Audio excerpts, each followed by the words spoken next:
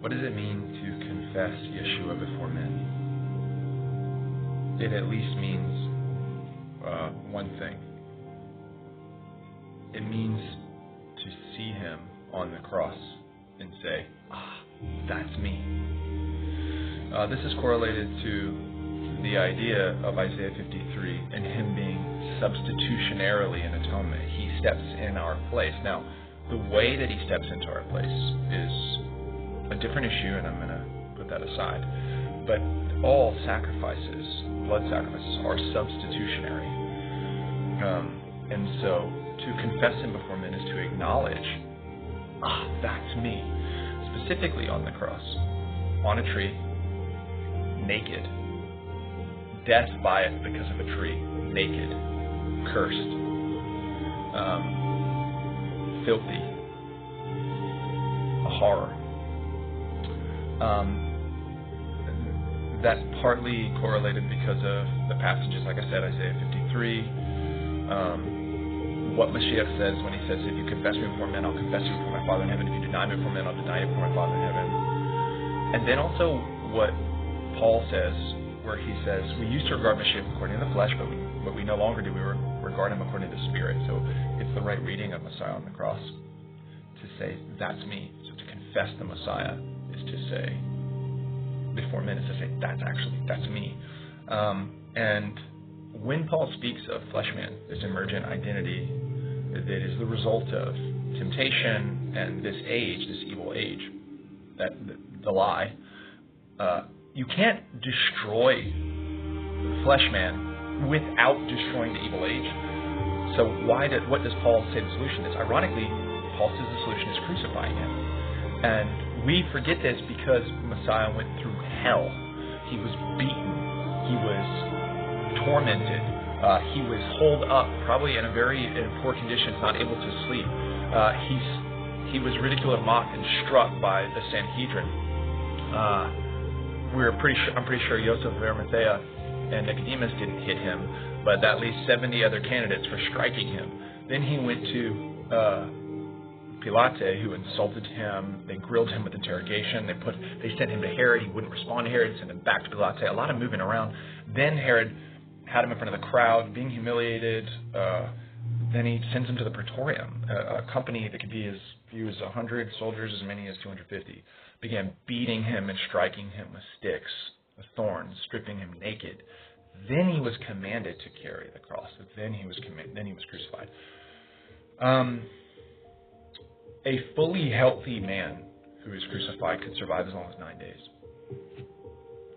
And we forget that. The crucifixion is supposed to, it's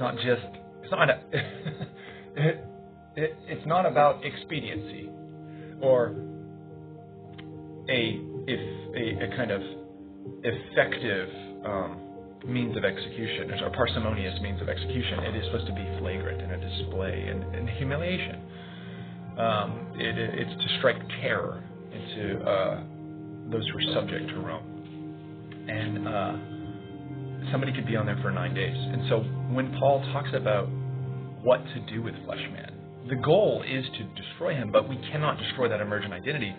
So the only place for him is crucified. That's why Paul said, I've crucified my flesh man. We hear crucifixion and immediately in our mind jump to the idea, he's already dead. Oh, crucify your flesh means kill it. But then he just keeps resurrecting. No, the flesh doesn't resurrect. Keep it on that cross. Remember, think of it this way from the passage in Matthew that says, if you're the Son of God, come down from that cross. I think sometimes that emergent identity, when we give in to coveting, when we rebuild what was once destroyed, like Paul says, prove ourselves to be transgressors in Galatians 2. When we kind of say, when we covet, we let that flesh man come down from the cross. And so what we're supposed to do is while we wait the destruction of the evil age, because we cannot destroy that emergent identity of flesh man without the evil age being destroyed, the only appropriate proper place for the lie, is on the cross. Naked, exposed, revealed. And so then we say, well, how do we do that? We can't confess Messiah before men without confessing, that's me. And then people say, well, how is that you? Constant public confession. I commit adultery in my heart. I subjugate my wife with cruelty. I am harsh and exacting with my children. I am arrogant and I look down on my neighbors. Constant, like saying, like putting ourselves on display. That's how we confess him before men. So in part, it's by saying, it's associating ourselves by saying, that's me. And so you know that this is anchored in the Torah.